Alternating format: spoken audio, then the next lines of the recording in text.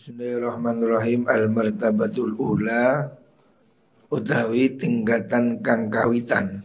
Maksudnya di dalam syubhat karena terjadi ikhtilaf ya.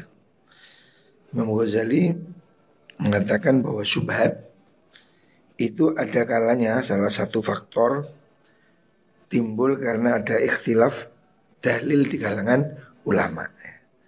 Karena terjadi perbedaan pendapat yang tajam sehingga kemudian salah satunya mengatakan boleh atau tidak boleh. Nah, secara wirai lebih bagus menghindari kedua-duanya supaya tidak termasuk di dalam khilaf, khuruj minal khilaf. Tetapi ada masalah khuruj minal khilaf ini ada 3 tingkatan. Yang pertama tentang masalah ta'arud ya, perbedaan kalau terjadi beda pendapat di kalangan ulama.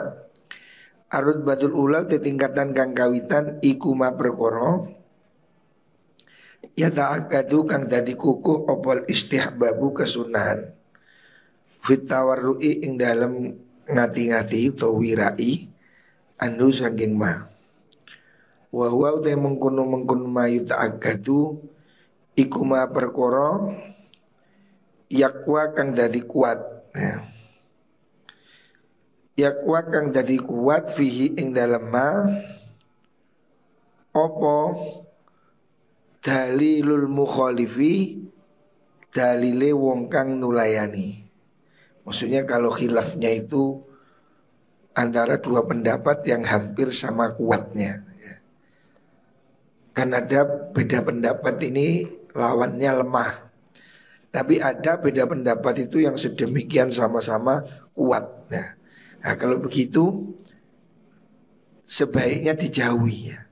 Tidak dua-duanya. Faminal muhimmati ku setengah saking piro-piro perkara kang penting at-tawarru'u utawi gawi wirai. Apa nih? Quran napa lafati? Furai satil kalbi.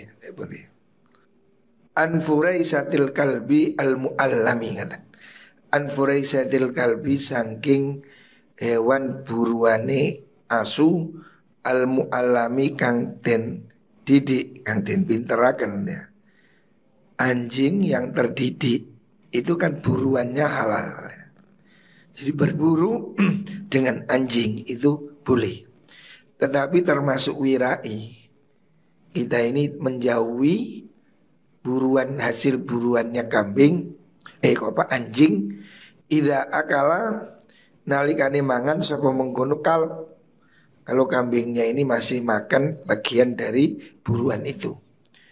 Wa in afta senajan awe fatwa sopal mufti wong kang awe fatwa bi annaha kan sudune mengkono furaisa iku halalun halal. Li anna tarjiha karena sudune tarjih menggulakan dalil fihi ing dalam mengkono halal iku ghamidun kang lembut. Dan ulama berbeda pendapat tentang apabila anjing pemburu itu masih memakan dari sebagian buruannya. Mayoritas ulama termasuk Imam Ghazali itu lebih memilih menghukumi haram. Jadi anjing kalau tidak betul-betul pintar dengan indikator dia tidak mau makan hewan yang dia buru, maka buruannya itu adalah haram. Tetapi sebagian ulama mengatakan itu boleh. Nah, di sini harus dihindari ya. Secara wirai hati-hati hindari ikut pendapat yang membolehkan. Karena tarjih pembanding dalil di sini sangat rumit kata. Waqad ikhtarna lan teman-teman milih kita, maksudnya kita mazhab Syafi'i ya, Syafi'iyah, anna dzalika sudene mungkun furaisah iku haramun haram. Fa huwa utai mungkun haram iku aqyasu qaulai Syafi'i luweh kuate kiasi yang lebih mendekati kiasnya dari 2 qaulnya Imam Syafi'i. Ada 2 pendapat atau kalau itu asoh lah yang lebih sahih dari dua pendapat Imam Syafi'i itu adalah hukumnya haram. Makanya mukhalifnya, penentangnya ini dianggap lemah.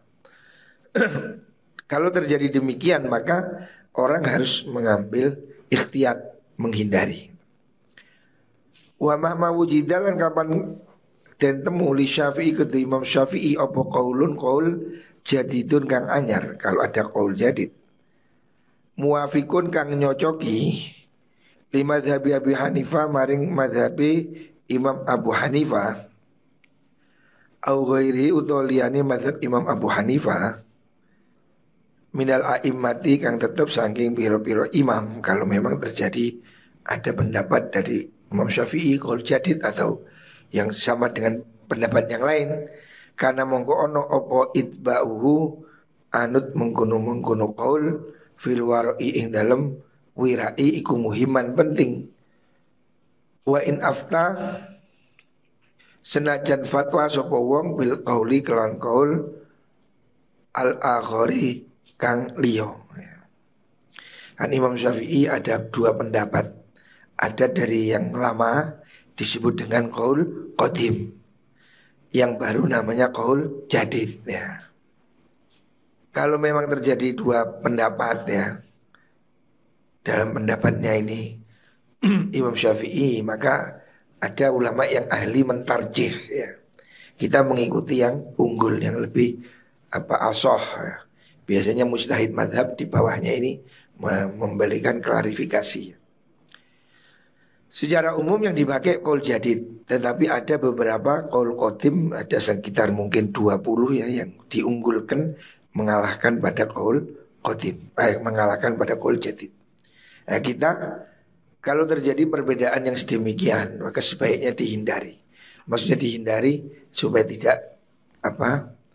tidak memilih di antara dua itu. Kalau memang itu antara halal dan haram.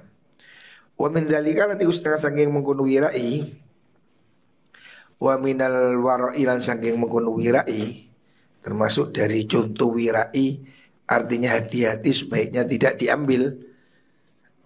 An matrukit tasmiyati saking mangan hewan kang tinggal moco bismillah, membaca bismillah waktu menyembelih. Ini kan ulama berbeda pendapat ya. Ulama berbeda pendapat tentang wajib dan sunnahnya membaca bismillah pada waktu orang menyembelih hewan ya. Sebaiknya itu dihindari, walaupun ada yang mengatakan itu boleh ya. Nah ini termasuk contoh wirai. Wa ilam yaktalif senajan ora dadi beda fihi ing dalam mengkono matruk apa qaulu Syafi'i dawi Imam Syafi'i rahimahullah. Li annal ayata karosene ayat iku zahiratun kang pertelo fi ijabiha ing dalam wajibaken mengkono tasmiyah. Madzhab Syafi'i tidak mewajibkan, jelas ya. Jadi orang nyembelih tidak baca bismillah wis moro seret. Kalau menurut madzhab Syafi'i itu sebenarnya tidak ada masalah. Itu hukumnya halal. Akan tetapi mazhab lain mengatakan itu wajib. Nah termasuk wirai, kita tidak, seandainya tahu, tidak makan hewan yang tidak dibacakan bismillah. Karena apa? Imam Ghazali lebih condong pendapat yang mengatakan wajib. Sebab Al-Quran mengatakan wala ta'kulu mimma lam yudhkarismullah alaihi. Surat Al-An'am. Karena Allah mewajibkan dalam Al-Quran itu wala ta'kulu mimma lam yudhkarismullah alaih. Menurut sebagian ulama berarti baca bismillah itu wajib. Artinya yang tidak dibacakan bismillah tidak halal. Tetapi mazhab Syafi'i mengatakan itu cuma sunnah. Artinya menyembelih tidak baca bismillah itu sah.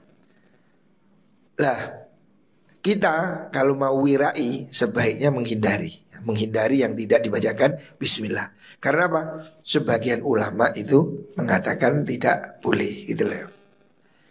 Ini tercontoh wirai, terjadi khilaf di kalangan ulama. Kalau terjadi khilaf di kalangan ulama tentang satu hukum halal dan haram, ini kan pilihannya. Kalau memang perbedaan itu sangat kuat, sebaiknya dihindari. Artinya kita Contoh dalam sembelihan ini, orang yang nyembelih tidak baca bismillah, walaupun madzhab Syafi'i mengatakan itu sah. Tapi seandainya kita memilih tidak, milih yang lain, itu lebih baik ya. Karena apa? Ada pendapat yang mengatakan itu wajib ya. Ini contoh ikhtilaf yang sebaiknya dihindari gitu. Artinya kita lebih bagus cari yang lain lah gitu. Sebab ada perbedaan pendapat di kalangan ulama. Wal ahbar dan utai biro-biro hadis iku mutawatiratun kang tumpo-tumpo. Maksudnya tumpo-tumpo itu yang banyak sekali. Fiha dalam mengukur masalah tasmiyah. Dalam masalah wajibnya nyembelih membaca bismillah ini ada beberapa hadis yang menunjukkan harus, sehingga Imam Ghazali lebih memilih demikian. Walaupun mazhab Syafi'i secara resmi mengatakan itu hanya sunnah. Ya. Ini kan contoh perbedaan pendapat. Ada yang mengatakan wajib, ada yang mengatakan sunnah. Kita sebagai ikhtiyat wirai sebaiknya tidak mengambil yang tidak dibaca bismillah. Walaupun tidak haram menurut mazhab Syafi'i. Fa inna sunni Rasulullah sallallahu alaihi wasallam iku qala dawu sapa Kanjeng Nabi likuliman maring sakabehane wong. Saala kang takon sapa manhu ing Nabi anis soidi saking beburon. Karena dalilnya juga menurut Imam Ghazali, Kanjeng Nabi itu kalau ditanya tentang perburuan, Nabi menjawab, idza arsalta nalikane ngeculno sira kalbaka ing asu sira al muallama kang wis terlatih wa dzakarta lan nyebut sira alaihi ing atase mengkono irsal niku ismallahi ing asmane Allah fakul mongko mangan sira. Karena Nabi mengajarkan begitu dalam berburu supaya melepas dengan bismillah.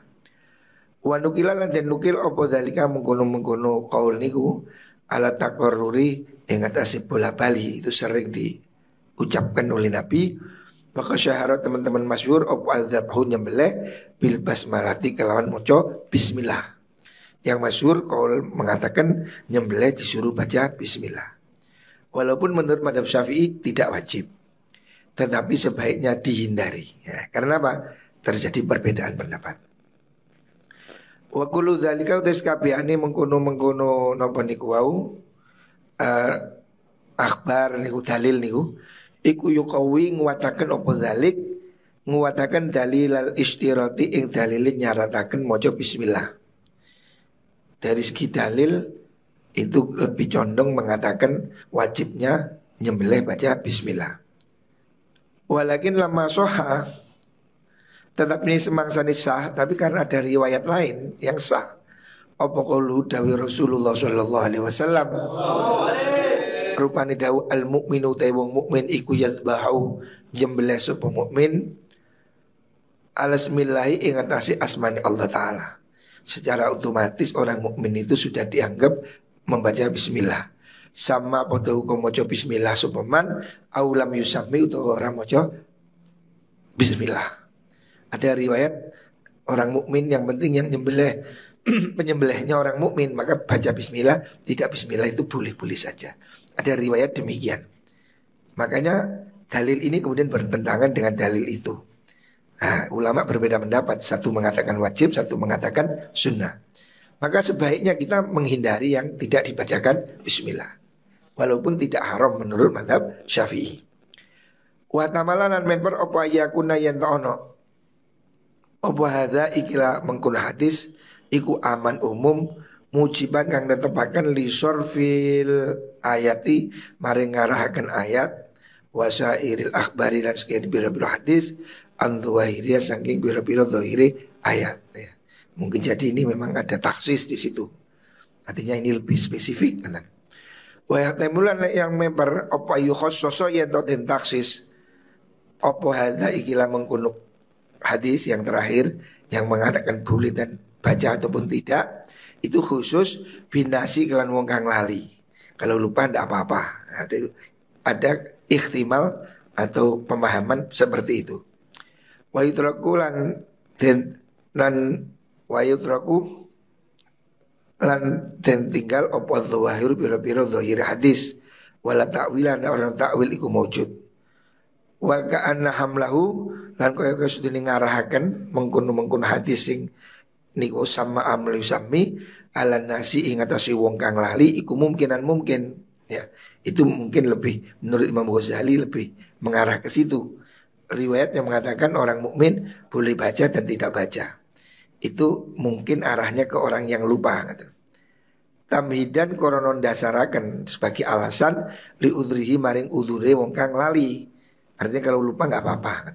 Fitar kita sumiyati dalam moco bismillah bin nisyani sebab fitar kita sumiyati dalam meninggal moco bismillah bin nisyani sebab lali.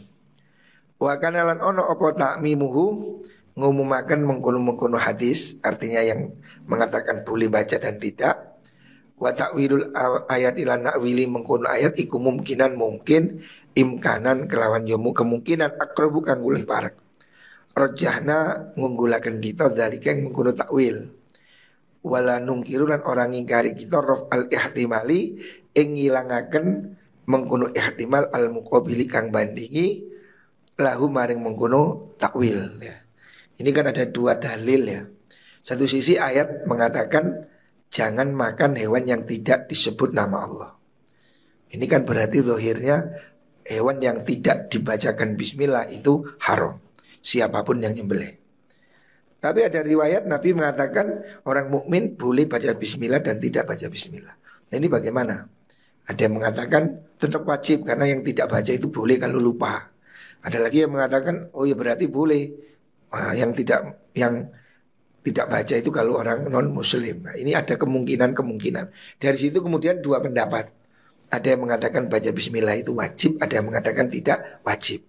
Tetapi fal wara'u taiwirai. Tetapi dalam kasus seperti ini ketika ulama berbeda pendapat tentang wajibnya baca bismillah dalam sembelihan.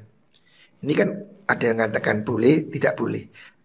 Satu mengatakan itu halal, satu mengatakan haram. Maka yang hati-hati fal wara'u tawirai an misli hadza sang padane ikilah niki wau ihtimal niku iku muhimun penting waqi'un turtumipo fit darajatil ula ing dalam tingkatan kang kawitan. Jadi syubhat dikarenakan perbedaan pendapat yang berdasarkan dalil ya. Ada dua dalil yang sama kuatnya dan ulama mengambil pendapat masing-masing berbeda. Maka ini menimbulkan hukum syubhat yang sebaiknya dihindari. Sebaiknya dihindari. Kalau ada dua pendapat yang jelas sama-sama ada dalilnya, ya contoh sembelihan tidak baca bismillah. Satu sisi ada dalil, satu sisi ada dalil. Kalau seperti ini sebaiknya dihindari. Ini namanya wirai ya. Seandainya kita tidak makan hewan yang tidak dibacakan bismillah, itu lebih bagus ya. Ini termasuk tingkatan yang pertama dalam masalah syubhat perbedaan pendapat karena ada ikhtilaf ulama itu. Ar-rutbatul ar-rutbatul tsaniyah. Utai tingkatan yang kepindu, yang tingkatan kedua syubhat karena ikhtilaf itu. Wa ya ta mengkunusannya iku musahamatun kang desaan. Maksudnya desaan itu mepet. Lidarajatil waswasi maring derajate waswas. Kan wirai itu hati-hati ya. Wirai itu prinsipnya hati-hati. Tapi kalau berlebihan itu namanya waswas ya. Waswas itu tidak boleh ya. Orang hati-hati itu penting. Najis hati-hati penting. Tapi kalau berlebihan sampai menganggap semua hal najis, duit dicuci, obat dicuci, lele uyah dicuci, repot. Wah ini kan menjadi sulit. Was-was itu namanya ya. Was-was itu jelek.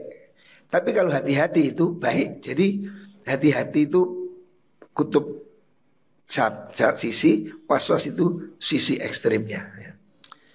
Nah kalau yang was-was itu kan tidak bagus ya. Nah tingkatan yang kedua ini yang hampir mendekati was-was gitu. Wa ya iku ayat lawar ayat to ngedoi sapa al insanu menungso an aklil janini saking mangan widungan. Widungan itu hewan yang ada di dalam perut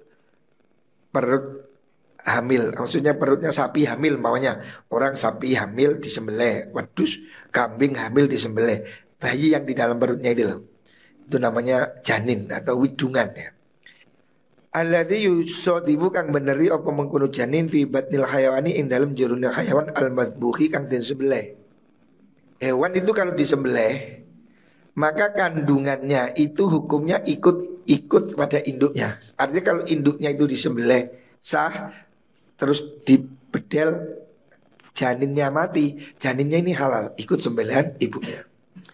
Tapi kalau hewan itu ketabrak motor, wedhus tabrak motor, terus wetenge dibedel ono anake, ya berarti anaknya ini kalau mati hukumnya haram seperti induknya. Nah, itu kan sudah jelas. Nah kalau ada orang tidak mau makan induk apa janin tadi, alasannya karena tidak disembelih. Nah ini termasuk wirai yang apa itu menengah, tidak terlalu bagus, tapi hampir mendekati was-was. Wanit dobilan saking hewan dob. Dob itu hewan yang hidup di padang pasir. Atau orang menyebutnya biawak. Tapi saya lihat di YouTube dob itu ya mirip tapi bukan biawak. Ya memang itu namanya dob ya. Di hewan di padang pasir ada namanya dob. Itu kan ulama berbeda pendapat tentang halalnya itu. Tetapi waktu sohat teman-teman sah fi sihahi ing dalam biro-biro kitab sahih minal akhbari yang biro-biro hadis asah opo hadithul janini hadisi janin inna dzaka tahu sudah sembelihani janin iku kana ono iku dzaka inna dzaka tahu iku zakatu ummihi sembelihani ibu janin ya. Dalilnya jelas Nabi mengatakan janin ikut sembelihan induknya sihatan kelawan sah ya. Layatatorroku kang ora anyar teko opo ikhtimalun ikhtimal tidak ada ikhtimal tidak ada keraguan ila matani maring matani mengkuno hadis wala dhufun lan ora ono kedhaifan ila sanadi maring sanati hadis. Itu sudah jelas hadisnya sah. Maka kan tidak ada keraguan bahwa kandungan yang disembelih induknya itu hukumnya halal, mengikuti hukumnya induknya, walaupun kandungannya itu tidak, janinnya itu tidak disembelih. Tapi sebaiknya dihindari ya. Hewan hamil itu jangan disembelih, kasihan. Tapi kalaupun disembelih itu halal ya. Anak emon nyembelih kambing, bunting, janin di perutnya kambing itu kalau keluar dalam keadaan mati, ikut sembelihan induknya. Itu dalilnya ada jelas. Lah kalau ada orang ragu-ragu tidak mau, nah itu berarti dia apa? Mendekati was-was. Wa kadzalika kaya mengkono-mengkono janin sohasah opo annau sune kelakuan iku ukila den pangan opo adzabu hewan dhab ala maidati Rasulillah sallallahu alaihi wasallam ing atase rampatan, maksudnya rampatan itu hidangannya Kanjeng Nabi. Jadi Nabi pernah menghadiri jamuan makan, di situ ada dhab dan sahabat makan, Nabi tidak melarang. Itu hadisnya juga sahih. Artinya dhab ya, hewan dhab yang sejenis biawak itu hukumnya halal. Kalau ada orang meragukan karena Nabi tidak pernah makan, ya itu kan termasuk meragukan sesuatu yang sudah dikatakan di dalam hadis. Waqad nukila teman nukil apa dzalika mengkun hadis fi sahihaini dalam sahih Bukhari Muslim. Artinya ini masalah yang sudah clear, jelas. Tetapi ada khilaf memang, kita tidak nyalahkan. Mazhab Hanafi mengatakan itu tidak halal. Mungkin ya, ada kemungkinan. Memang pada zaman itu hadis itu kitab kan belum dibukukan, belum resmi dibukukan seperti hari ini. Semua kitab hadis kan sudah lengkap tertib. Pada zaman dahulu kitab hadis ini masih belum dijilid, belum lengkap. Sehingga ada beberapa hadis yang mungkin tidak sampai kepada imam mazhab. Contoh, Imam Abu Hanifah itu kan berada di Irak, jauh dari Madinah. Dalam beberapa kasus beliau punya pendapat yang mungkin tidak sama dengan hadis yang diriwayatkan. Contoh, ya tentang masalah dhab, tentang masalah nikah tanpa wali. Mazhab Syafi'i jelas nikah tidak sah tanpa wali, karena dalilnya jelas. Tapi Abu Hanifah mungkin hadis itu tidak sampai kepada beliau, atau beliau memandang itu kurang sahih. Sehingga Abu Hanifah mengatakan boleh nikah tanpa wali. Nah, ini contoh perbedaan pendapat di kalangan ulama. Tetapi dalam kasus ini perbedaannya ini kan antara hadis melawan pendapat orang, pendapat ulama. Kan jauh sekali jaraknya. Beda dengan kasus yang pertama tadi, memang ada dua hadis bertentangan. Nah ini kan kuat. Tapi kalau satu ini hadis sahih, satunya dhaif, maka khilafnya ini menjadi rendah tingkatannya ya. Wirai dalam hal ini tidak terlalu penting kan. Wa adunu lan nyono ingsun anna Abu Hanifah sudune Imam Abu Hanifah iku lam tabluh ora tumekahu ing Abu Hanifah apa hadhil ahadits iki pira-pira hadis. Walau balaghatul lamun tumeka apa hadis ing Abu Hanifah laqala yakti ngucap sapa Abu Hanifah biha lan mengkono hadis. Wa in ansofa wa in ansofa lamun gawe adil sportif maksudnya sapa mengkono Abu Hanifah.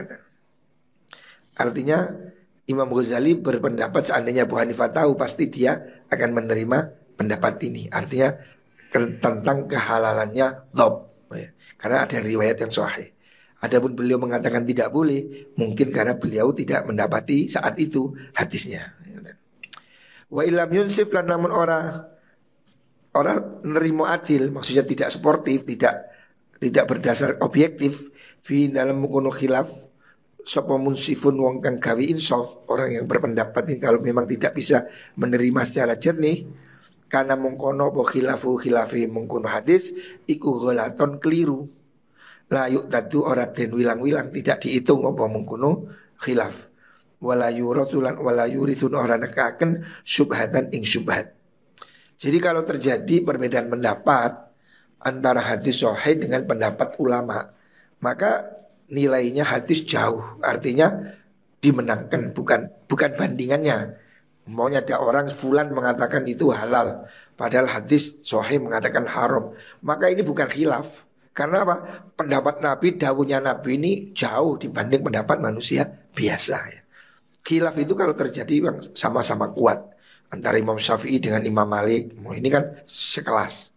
Tapi kalau khilaf beda pendapat antara Imam Syafi'i dengan Imam Samudra, bukan bandingan itu ya. Bukan khilaf, itu tidak ada artinya gitu. Tidak level gitu. Kalau khilaf itu memang level, maka itu sunnah kita hindari ya. Khuruj minal khilaf, itu namanya syubhat. Tapi kalau khilafnya itu tidak level, ya contohnya hadis Nabi mengatakan begini, ada orang mengatakan begitu, ini tidak level, bukan khilaf. Karena apa? Pendapat manusia dibanding dawuhnya Nabi ini tidak level. Kamalau lam yukhalif, kalau lamun orang nulayani sok mengkuno mukhalif niku. Wa ulima lan ngawuri sapa mengkuno wong munsif asai'a ing suci-wici bi khabaril wahidi kelawan khabari wong adil siji. Maksudnya dugaannya tidak kuat hanya kata satu orang. Itu tidak bisa dibuat landasan. Jadi ini tentang masalah khuruj minal khilaf ya. Kita ini dianjurkan untuk menghindari khilaf ulama. Kalau khilafnya itu memang betul-betul kuat, maksudnya khilaf itu pertentangannya ini kuat, sama-sama ada dalil, ada argumen, maka sebaiknya kita menghindari khilaf ya. Dalam wudhu umpamanya, ini satu mengatakan sunnah sebagian, satu mengatakan wajib semua, maka kita membasuh semua itu sunnah. Karena apa? Supaya mendapat dua pendapat sekaligus. Kalau soal sembelihan tadi, satu mengatakan halal, satu mengatakan haram. Sembelihan yang tidak dibacakan bismillah, itu masing-masing punya dalil, maka sebaiknya kita hindari.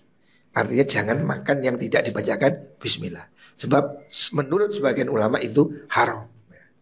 Tetapi kalau khilafnya itu tidak level, seperti di contoh itu janin kandungan hewan yang disembelih, induk yang disembelih terus janinnya yang hewan bunting ini punya janin mati, itu kan hukumnya halal, dalilnya sahih. Kalau ada ulama berpendapat itu haram, maka itu tidak level. Artinya pendapat itu melawan hadis yang bukan berarti menjadi khilaf yang kuat. Artinya kita tidak usah menjauhi hal seperti itu. Tidak perlu mempertimbangkan pendapat yang melawan hadis sahih. Kita ikut yang hadis sahih. Seperti dalam di sini dicontohkan juga tentang dhab, hewan dhab, hewan di padang pasir. Sebagian ulama ada yang mengharamkan, seperti Imam Hanafi mengatakan haram. Karena Imam Hanafi mungkin belum mengetahui dalil yang mengatakan halal. Ya. Nah, kalau kita makan dhab boleh, karena apa? Hadis sahih mengatakan itu boleh. Ya. Jadi kalau khilafnya itu antara dua pendapat ulama yang sama kuat, maka sebaiknya dihindari. Itu namanya khilaf yang perbedaan yang perlu dipertimbangkan. Tetapi kalau perbedaan itu antara dawuhnya Nabi dengan ucapan orang, maka itu tidak level, menjadi tidak syubhat. Karena apa? Syubhatnya melawan pendapat yang jauh lebih lemah. Umpamanya contoh ada ulama mengatakan sembelihan janin itu haram. Nah itu kan pendapat orang. Nabi mengatakan itu halal. Maka ini bukan beda pendapat. Karena pendapat Nabi tidak imbang dengan pendapat ulama atau siapapun selain Kanjeng Nabi. Berarti makan janin itu halal, tidak ada ragu-ragu, tidak syubhat. Karena apa? Dalilnya ini sahih. Yang mengatakan haram, dalilnya nggak jelas ya. Ini khuruf minal khilaf seperti itu ya. Jadi kalau memang dalilnya sama-sama kuat, sebaiknya dihindari. Saya tidak tahu seperti kepiting yang gimana ini. Piting kan juga begitu. Piting sebagian orang mengharamkan, sebagian menghalalkan ya. Maka tidak makan kepiting itu lebih baik. Karena sebagian ulama mengatakan itu haram. Tapi kok disuguhi atau enak kebul-kebul, ya makan ya gak apa-apa. Melok yang ngolek. Tapi kalau beli, saya tidak pernah beli kepiting itu. Saya merasa, waduh kayak apa. Ya itu tadi, karena ulama berbeda pendapat. Ada yang mengatakan halal, ada yang mengatakan haram. Kalau beli saya tidak mau. Untuk apa ini? Karena ya hukumnya masih debat antara ulama. Tapi lah dikei disuguhi ya, kita makan aja, melok sing halal kan gak apa-apa. Karena ini ya sama-sama kuat, ada dalilnya juga. Tapi menghindari itu lebih bagus ya. Apalagi bagi santri itu sebaiknya dihindari. Karena kamu gak punya uang, ini mahal gitu. Jadi kalau santri itu sebaiknya menghindari semua makanan yang enak-enak. Karena kirimannya tidak cukup. Enggak duitmu utang-utang, jangan makan yang mewah-mewah. Bagi santri itu makan mewah itu hukumnya makruh, kecuali gratis. Nek tuku bahaya, enggak nyolong utang bahaya. Makanya ya saya kepiting itu kalau beli tidak mau saya, tidak pernah saya beli menu kepiting enggak. Liyane apa? Wong kepiting mesti gede sing gede belunge tok. Cangkange isine sak cuil. Cuman bungkus gede, mangannya mbek tang, krak. Cokot untumu copot. Sopo tuh. Tapi heran orang kok mau ya. Lu mahal lu masakan kepiting itu. Paling murah di restoran kepiting itu 200.000, 300.000. Ada yang 700, ada yang 1 juta. Kepiting. Padahal ya, menurut aku apa sih enak kepiting? Ya watos. Tapi orang mungkin sensasi. Makanya kalau saya tidak beli kepiting. Ada orang jual kepiting tidak beli. Ya tiga Arab. Ya ini kan karena apa?